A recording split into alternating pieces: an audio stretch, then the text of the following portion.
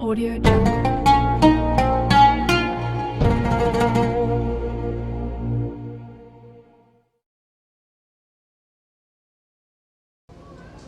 Assalamualaikum Ustadz Somad. Waalaikumsalam warahmatullahi wabarakatuh.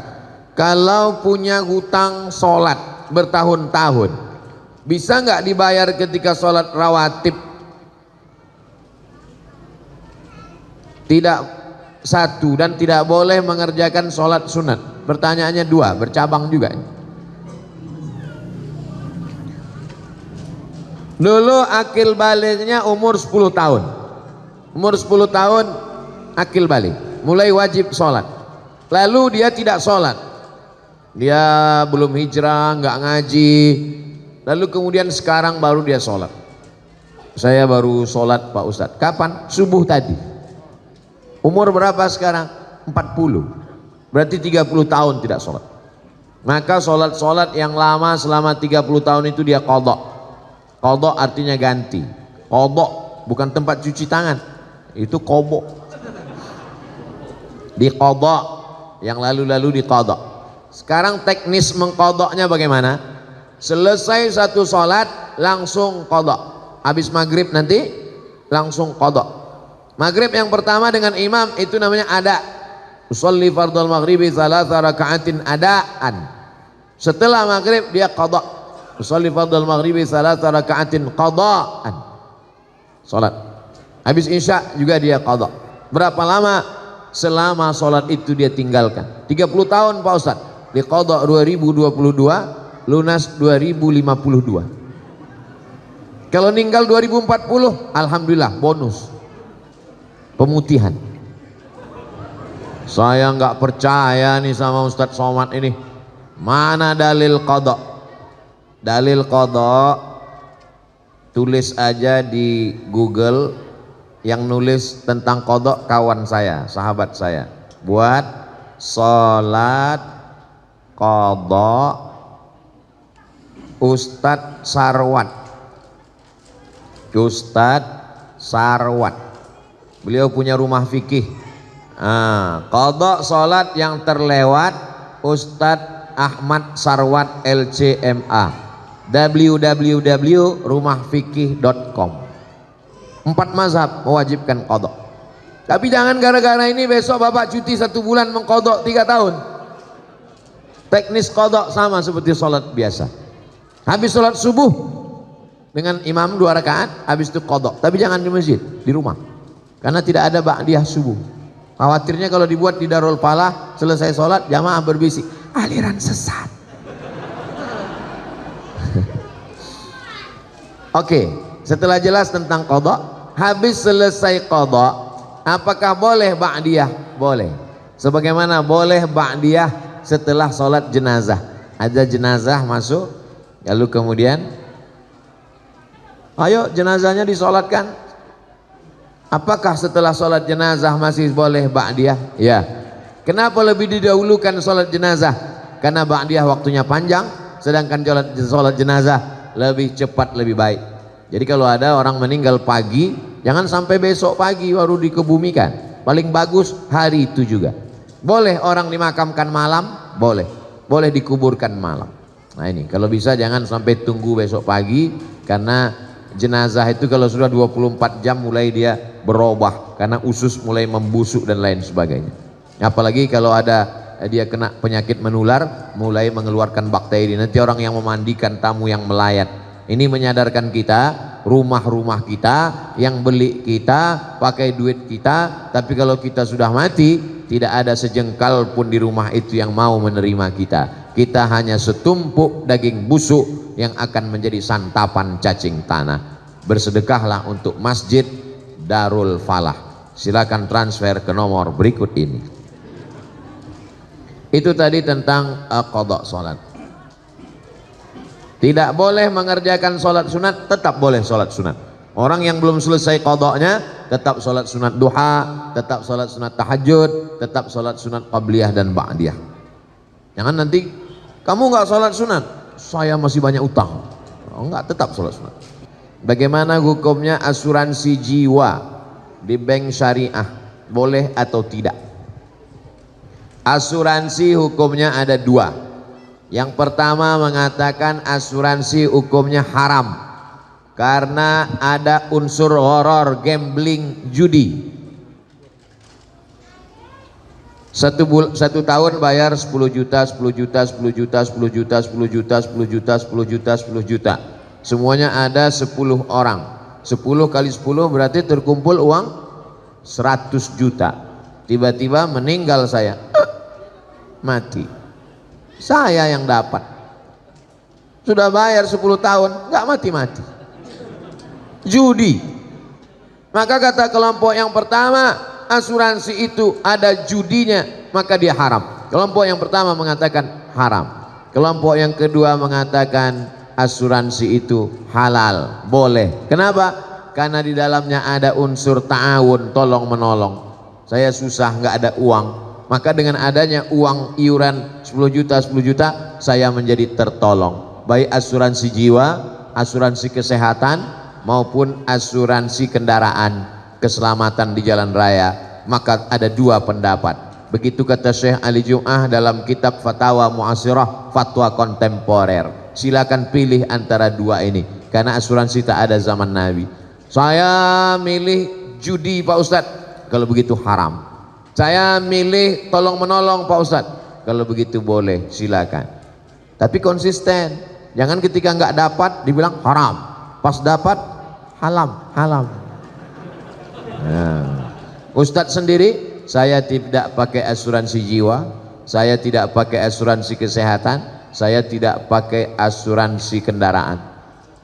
Terus pernah tabrakan? Sering.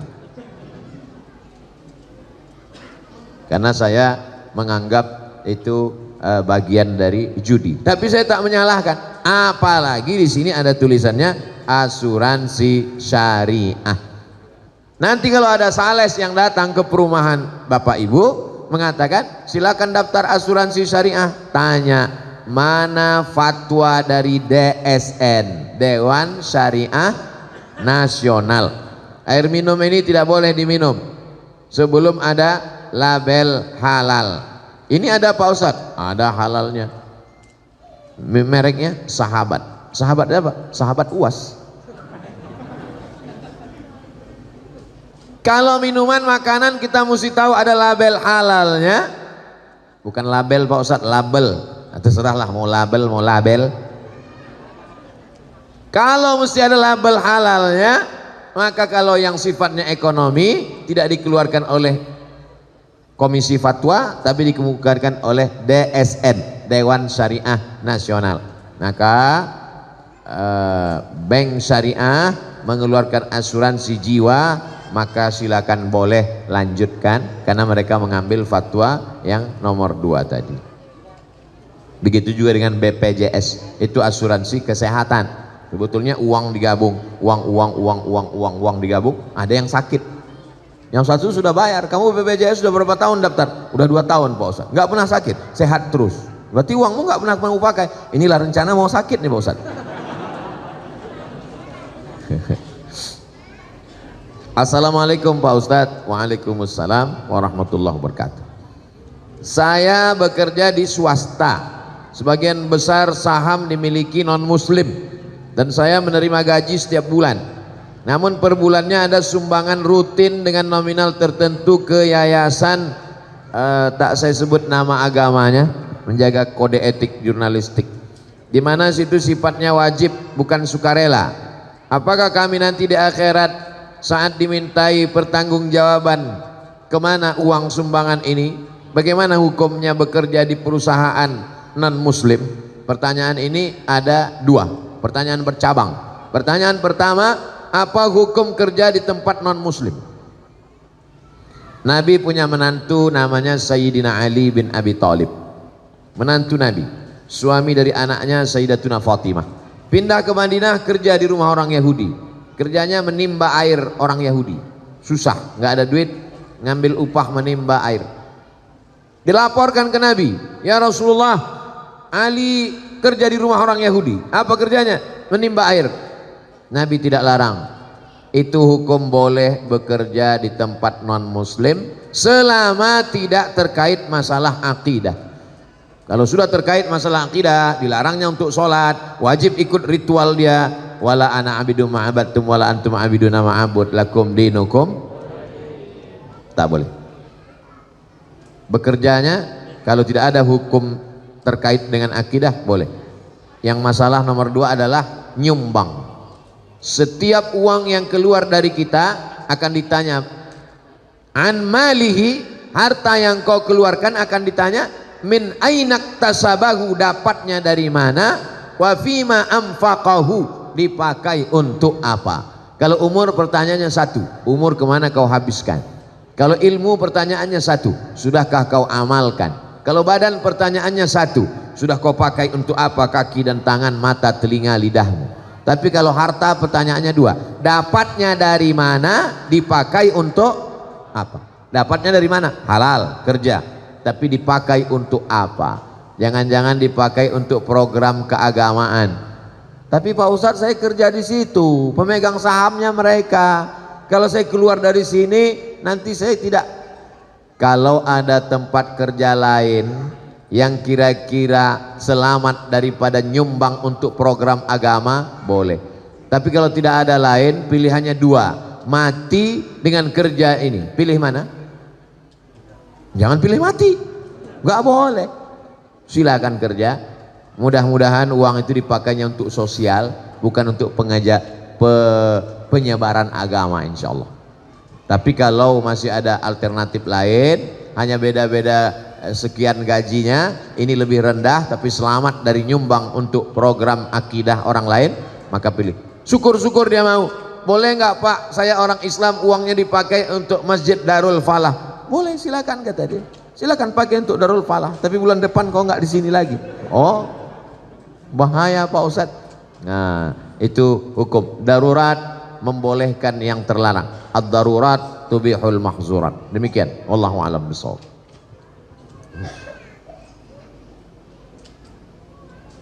Assalamualaikum Ustadz Somad. Waalaikumsalam warahmatullahi wabarakatuh. Kalau punya hutang sholat bertahun-tahun, bisa nggak dibayar ketika sholat rawatib? Tidak, 1, dan tidak boleh mengerjakan sholat sunat. Pertanyaannya 2, bercabang juga. Dulu akil baliknya umur 10 tahun. Umur 10 tahun akil balik, mulai wajib sholat. Lalu dia tidak sholat, dia belum hijrah, nggak ngaji. Lalu kemudian sekarang baru dia sholat. Saya baru sholat Pak Ustadz. Kapan? Subuh tadi. Umur berapa sekarang? 40. Berarti 30 tahun tidak sholat. Maka sholat-sholat yang lama selama 30 tahun itu dia qadha. Qadha artinya ganti. Qadha bukan tempat cuci tangan, itu qadha. Di qadha, yang lalu-lalu di qadha. Sekarang teknis mengqadhanya bagaimana? Selesai satu sholat langsung qadha. Habis maghrib nanti langsung qadha. Maghrib yang pertama dengan imam itu namanya ada. Usolli fardal maghribi thalatha raka'atin adaan. Setelah maghrib dia qadha. Usolli fardal maghribi thalatha raka'atin qadaan. Salat. Habis isya juga dia qadha. Berapa lama? Selama salat itu dia tinggalkan. 30 tahun Pak Ustaz. Di qadha 2022, lunas 2052. Kalau meninggal 2040, alhamdulillah bonus. Pemutihan. Saya nggak percaya nih sama Ustadz Somad ini. Mana dalil qadha? Dalil qadha tulis aja di Google. Yang nulis tentang qadha kawan saya, sahabat saya. Buat salat qadha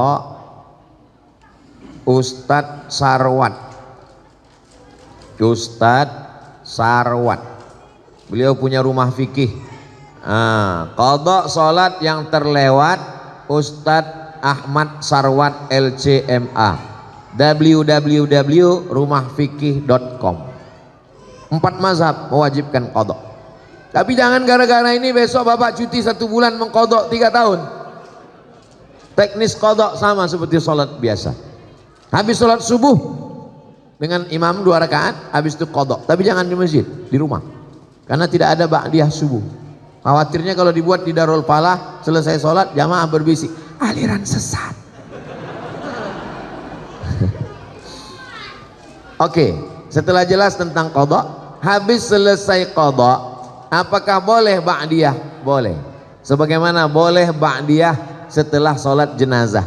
Ada jenazah masuk, lalu kemudian ayo jenazahnya disolatkan. Apakah setelah sholat jenazah masih boleh ba'diyah? Ya. Kenapa lebih didahulukan sholat jenazah?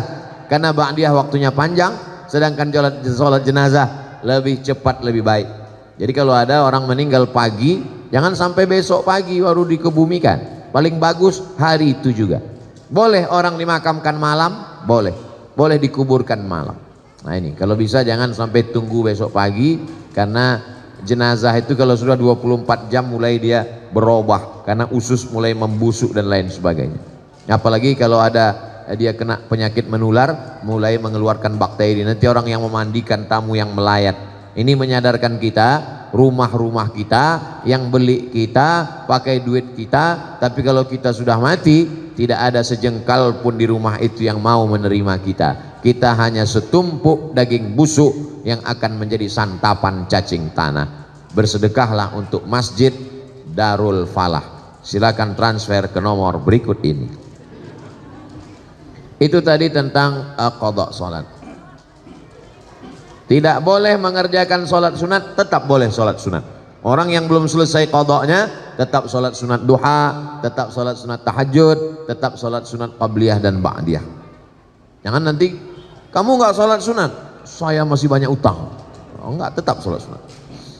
Assalamualaikum warahmatullahi wabarakatuh, Ustaz. Waalaikumsalam warahmatullahi wabarakatuh. Apabila orang tua kita melakukan kesalahan, bagaimana cara kita menasehatinya? Orang tua tidak bisa dinasehati, karena orang tua tidak pernah melihat kita sebagai orang besar. Di mata orang tua, kita tetaplah anak kecil yang baru pandai berjalan. Jadi kalau kita ceramahi orang tua, dia bukan dengar, dia melihat kita sebagai lucu. Aku lucu ngelihat ente, anak kecil kok pandai ngomong, kata dia. Jadi kalau kita mau ngasih tahu orang tua, pakai lidah orang lain. Kalau di tengah keluarga ada orang yang lebih tua yang dia hormati, melalui lidah dia. Kalau dia punya ada ustadz yang dia dengar, kiai, kalau dia hormat kepada Habib, pakai lisan, pinjam. Ustadz Somad, ya, ibu saya senang dengar ceramah ustadz, tapi dia masih suka ceritakan aib orang. Kira-kira kalau ustadz yang ngomong nanti dia dengar, kalau saya ngomong dia marah. Ustadz mau nggak nanti di masjid judul ceramahnya sampaikan bahaya bicara aib orang lain? Oh boleh. Bahaya bicara aib orang lain. Selesai pengajian datang ibunya, Ustadz tadi dibisiki anak saya ya.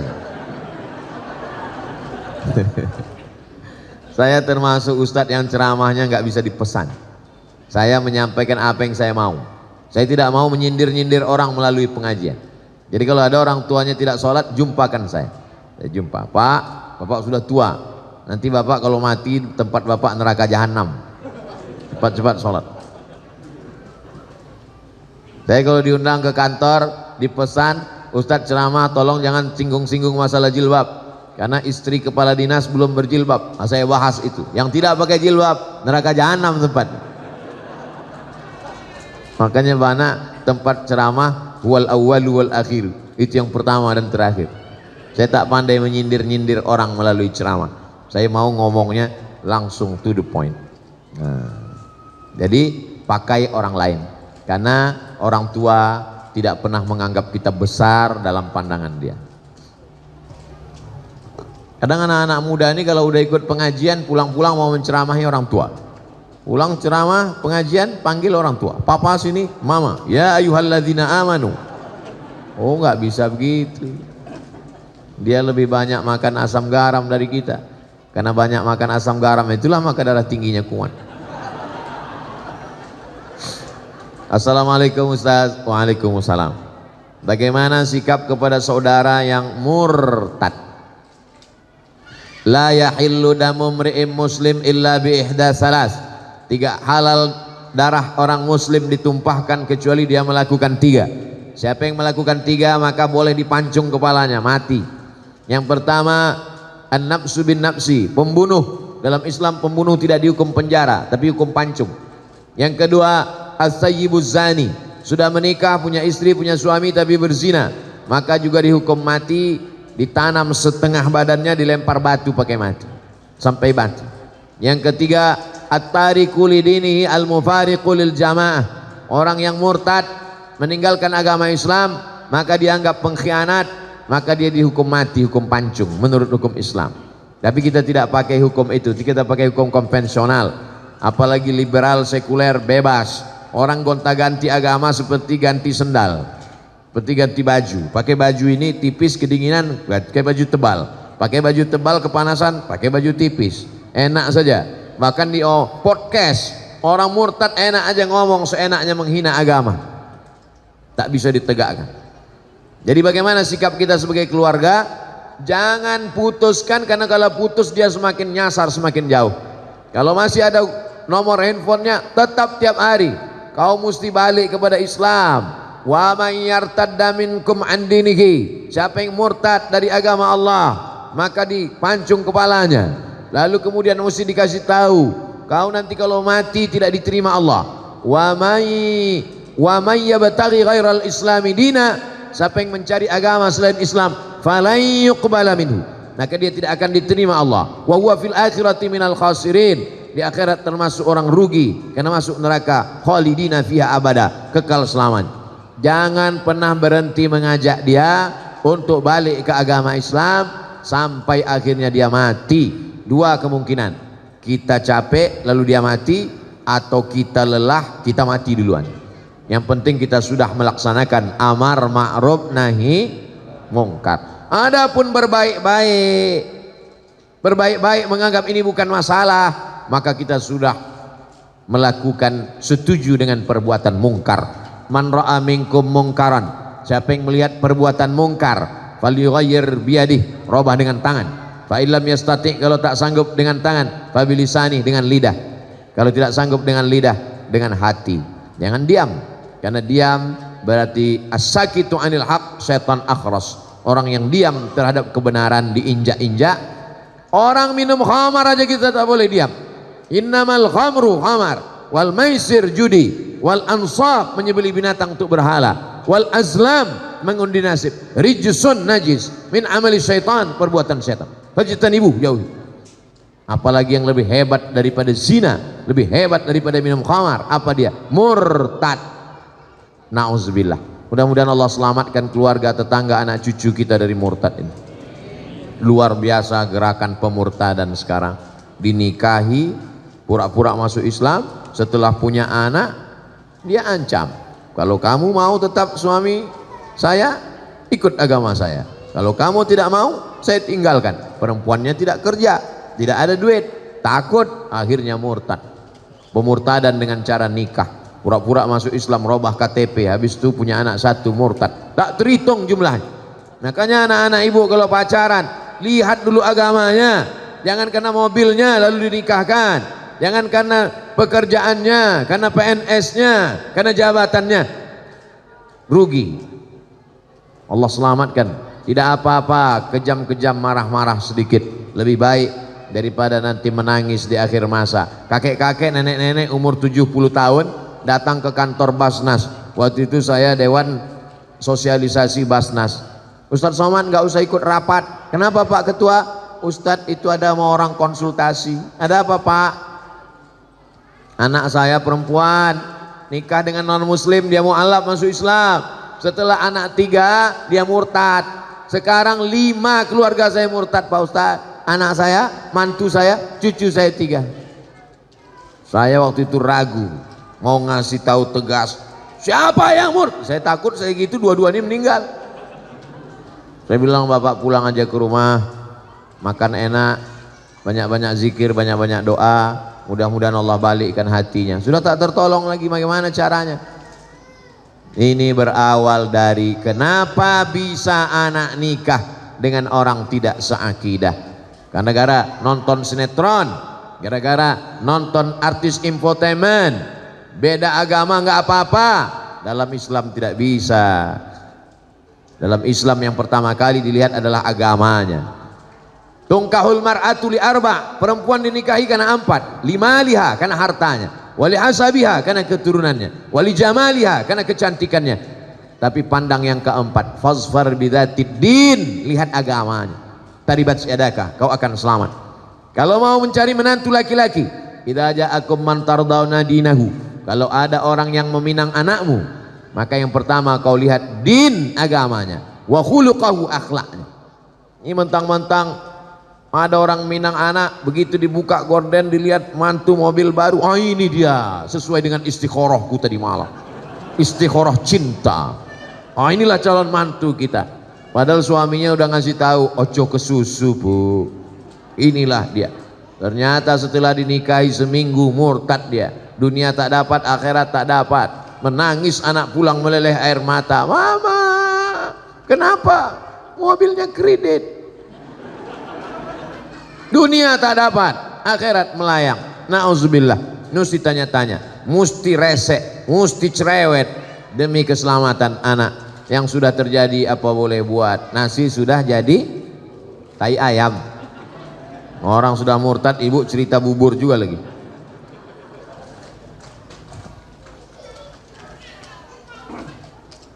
Apakah orang tua bertanggung jawab terhadap anak yang mabuk, yang sakau, yang pacaran, yang minum khamar? Kullukum ra'in, setiap kamu adalah pemimpin. Wa kullukum mas'ulun ar-ra'iyatih, setiap kamu akan ditanya tentang yang kau pimpin. Saya akan ditanya tentang anak saya.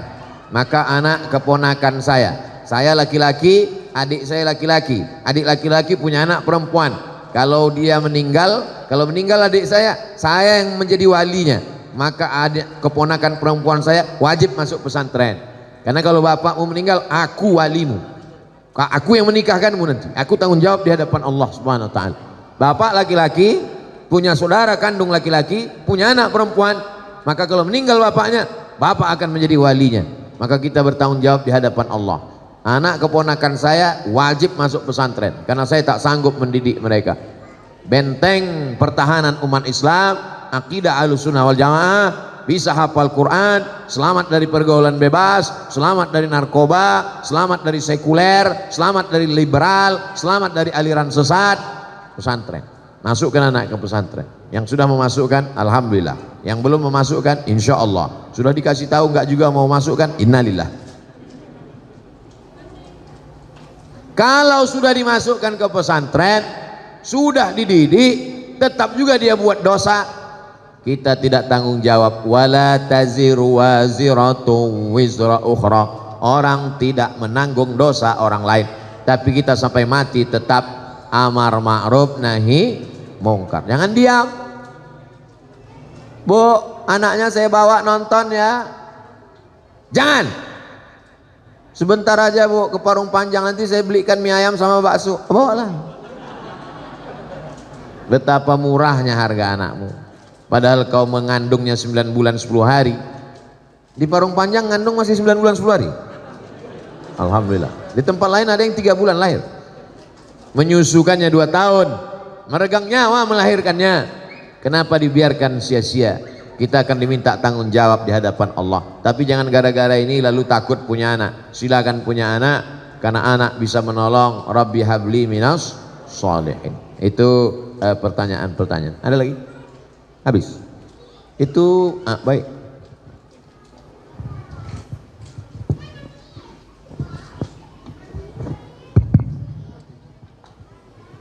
Assalamualaikum Ustadz Abdul Somad.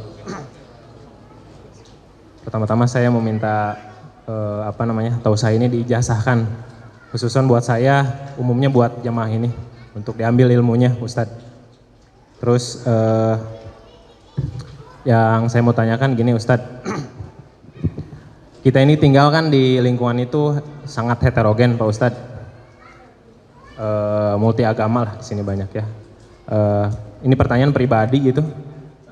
Saya itu tinggal benar-benar kanan kiri nempel tembok itu Nasoro. Niat saya bukan takabur. Saya pengen apa namanya, mungkin ini ibadah saya gitu. Saya pengen memperlihatkan adab sama akhlak orang muslim tuh seperti ini gitu. Jadi biar tidak termakan ya sekarang metaverse ya. Apa namanya? Gimana adab saya terhadap apa namanya tetangga saya yang bertempelan tembok, kebetulan dia Nasoro, qadarullah dia miara makhluk najis juga. Terus saya punya anak kecil, saya pengen apa namanya berhubungan baik sama beliau. Kadang kita juga berbagi makanan gitu, tapi saya tahu gitu tetangga saya ini makanan yang tidak halal gitu. Gimana cara adab saya, Ustadz? Sodako. Bismillah. Saya bertetangga dengan non muslim sampai kelas 6 SD. Setelah itu orang tua saya pindah, tapi hubungan saya sampai hari ini baik. Masih WA, masih kirim-kiriman. Ada rumah Quran di daerah itu perlu bantuan semen. Yang WA saya yang non muslim tadi, Ustadz Somad, dekat rumah kita ada rumah Quran, sekarang sedang pembangunan. Ada orang di Jakarta mau dapat jadwal ceramah TNI melalui yang non muslim tadi. Jadi hubungan kami tetap baik dalam hubungan sosial, tapi dalam hubungan akidah, wala ana abidum ma'abadtum wala antum abiduna ma'abud lakum dinukum wadi. Dulu kalau hari raya dia kirim kami makanan, tapi dia tahu kita tidak makan makanan dia kasih kuehnya kue kotak, kue bungkus pabrik halal, minuman kaleng. Kita saling menjaga. Sebetulnya yang merusak ini provokator. Medsos ini luar biasa fitnahnya. Adapun bertetangga menjaga adab, justru dia masuk Islam karena adab itu. Ada seorang imam namanya Imam Al-Hasan Al-Basri, meninggal tahun 110 Hijrah, punya tetangga non muslim. Rumah tetangganya di atas bukit, dia di bawah. Lalu kemudian suatu ketika Imam Hasan Al-Basri sakit. Tetangga yang non muslim masuk menjenguk ke ruang tamu. Hasan Basri mana? Dia di kamar. Tetangganya masuk ke kamar. Sampai di kamar, di pojok rumah ada ember. Tetangganya nanya, itu air apa Hasan Basri? Itu air dari atas. Kalau nggak salah itu pojok kamarmu pas WC saya. Sudah berapa lama kamu nampung air ini? Isrun sana, 20 tahun sudah kutampung. Agama apa yang mengajarkanmu selembut ini Hasan Al-Basri? Saksikanlah wahai Hasan Al-Basri. Asyhadu an la ilaha illallah wa asyhadu anna Muhammad Rasulullah. Kisah ini ada dalam kitab Gharaib wa Taraib, ditulis oleh Syekh Abu Amr Al-Misri. Sa'ah wa sa'ah, Gharaib wa Taraib, kejadian-kejadian unik dalam sejarah Islam. Masuk Islam bukan karena dia ajak masuk Islam, kalau tak masuk Islam neraka jahanam. Masuk Islam karena tersentuh hatinya. Orang kalau sudah kau sentuh tepat di hatinya, dia akan jadi milikmu untuk selamanya. So sweet. 20 tahun menahankan itu, buahnya ada tetangga masuk Islam. Kita kadang dia baru salah parkir sekali sudah keluar kebun binatang dari mulut kita. Dia punya anjing, lebih galak pula mulut kita dari anjingnya lagi. Adapun dia punya anjing, kita usahakan bagaimana caranya, apa pantang yang membuat kira-kira anjing itu tak masuk ke halaman kita. Karena kalau sampai air liurnya basah, kalau kering sama kering tak apa, tapi kalau sampai basah sama kering maka mesti dibasuh 7 kali. Kalau sampai anjing itu mengeluarkan air liur di halaman, lalu kemudian halamannya itu anak kita jalan, kena kakinya, mesti kita siram kaki anak kita itu 7 kali dengan air, salah satunya dengan air yang dibasuh tanah. Kalau di sini ada tetangga punya anjing, sementara kita tidak punya pagar, mesti izin ke developer atau ke lingkungan, mesti pagar, karena kalau tidak anjingnya apa kan akan masuk. Atau dibuatkan aturan, siapa yang melihara anjing mesti di dalam rumah dia. 2 kemungkinan, anjing itu mesti di rumah dia atau rumah kita berpagar, karena kalau tidak mau tak mau anjing masuk, karena anjing tidak bisa baca kecuali kita bilang anjing dilarang masuk. Kita mesti menjaga ini hidup bertetangga, karena kalau tidak ini akan merusak tatanan sosial kita. Mudah-mudahan akhlak kita membukakan pintu hidayah untuk mereka. Ayahdiyallahu bika rajulan wahidan, satu orang dapat hidayah karena engkau, khairum min humurin na'am, lebih baik daripada kau memiliki dunia beserta isinya. Tentang ijazah, ajaztukum jami'a marwiyati wa muallafati wa muhadarati, aku ijazahkan semua kajian-kajian, riwayat-riwayat hadis dan zikir, semua ceramah-ceramah, yang buku-buku yang sudah kusampaikan selama ini kepada seluruh jamaah Masjid Darul Falah yang hadir pada saat ini. Asa an tanfa'ana fid dharaini, mudah-mudahan bermanfaat untuk kita dunia akhirat. Amin ya rabbal alamin. Baik, terakhir.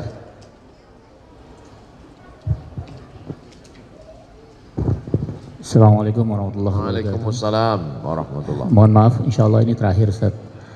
Laki-laki dewasa keutamaannya tetap kepada ibunya. Bahkan ada riwayat ketika seorang lelaki ingin berjihad, tapi di rumahnya masih ada ibu yang harus dirawat, Rasul menyuruh dia untuk pergi ke merawat ibunya dibandingkan untuk berjihad. Artinya keutamaan ibu sangat luar biasa dipandang oleh Islam. Pertanyaannya adalah ketika misalnya saya menginap di rumah ibu saya pada saat sholat subuh, ada keinginan saya untuk sholat di masjid, tapi ibu saya sangat ingin sekali bermakmum berjamaah dengan saya di rumah. Mana yang lebih utama? Saya tetap jalan ke masjid atau saya menyenangkan hati ibu saya untuk berjamaah di rumah? Terima kasih. Allahu a'lam bishawab. Assalamualaikum warahmatullahi wabarakatuh. Waalaikumsalam warahmatullahi wabarakatuh. Datang seorang laki-laki menjumpai Nabi Muhammad SAW. Ya Rasulullah, izinkan aku perang jihad fisabilillah, aku mau mati syahid. Kata Nabi, alaka min ummin, ibumu masih hidup? Ya, ada di rumah. Ilzam rijlaiha fasammal jannah, kau urus tapak kakinya, kau dapati surga di sana. Kalau telapak kakinya kau urus, kau dapat surga. Apalagi kalau kau urus kepalanya, tangannya, badannya, makannya, pakaiannya. Yang masih punya ibu, bersyukurlah. Kalau ibunya sudah meninggal, bersedekah. Saat ummi matat, emakku sudah mati ya Rasulullah, afa tasaddaqu anha, kalau aku bersedekah apakah pahalanya sampai untuk almarhumah? Kata Nabi, sampai. Ayu sadaqatu afdal, sedekah apa yang paling afdal? Sakyul ma, memberikan air minum. Bapak ibu yang sanggup belikan air minum kotak, sedekahkan untuk pengajian. Yang tak sanggup, buatkan sumur bor. Oh, lebih mahal Pak Ustadz. Rame-rame, satu sumur bor 2 juta, iuran dengan keluarga di pondok pesantren, mengalir pahalanya. Bagaimana kalau ibu di rumah, nginap di rumah ibu, ibunya mau sholat subuh berjamaah, sementara anaknya mau sholat subuh ke masjid? Menurut mazhab Hambali, sholat subuh berjamaah, sholat berjamaah ke masjid hukumnya wajib. Berbakti kepada orang tua juga wajib. Kalau ketemu dua yang wajib, bagaimana? Lihat, di rumah itu ada tak orang lain? Kalau di rumah itu anaknya 10, perempuan 9, 1 laki-laki, maka dia tetap pergi ke masjid. Maka nanti setelah pulang ke masjid, dia tetap berbakti kepada ibunya. Tapi kalau dia anak tunggal satu-satunya, tak ada pembantu dan siapapun juga dalam rumah itu, kalau dia pergi dikhawatirkan terjadi sesuatu, maka yang wajib ini lebih dikedepankan daripada dia pergi ke masjid. Menurut mazhab Syafi'i, sholat berjamaah ke masjid fardu kifayah. Menurut mazhab Maliki, sholat ke masjid adalah sunnat muakkad. Andai bertemu dua yang wajib, maka dilihat mana yang lebih kuat di antara keduanya. Kalau anak tunggal sendirian, tak ada orang lain yang menjaga, maka wajib kau bersama ibumu, karena dikhawatirkan akan terjadi sesuatu. Sedangkan di masjid sholat berjamaah tetap ada imam dan makmum, sehingga sholat tetap terlaksana. Kalau sampai Masjid Darul Falah ini kosong, tidak ada orang sholat berjamaah, satu perumahan ini istahwadat alaihimus syayatin, satu perumahan ini diganggu setan. RT-nya kesetanan, RW-nya kesetanan, masyarakatnya kesetanan. Insya Allah kita sholat berjamaah di masjid. Amin ya rabbal alamin. Untuk segala kebaikan, mudah-mudahan kita semuanya istiqomah, menjadi lebih baik daripada sebelumnya. Yang sakit-sakit diangkat penyakitnya, yang terlilit hutang ditolong lepas dari riba, anaknya menjadi anak yang soleh dan solehah, keluarganya sakinah mawaddah warahmah.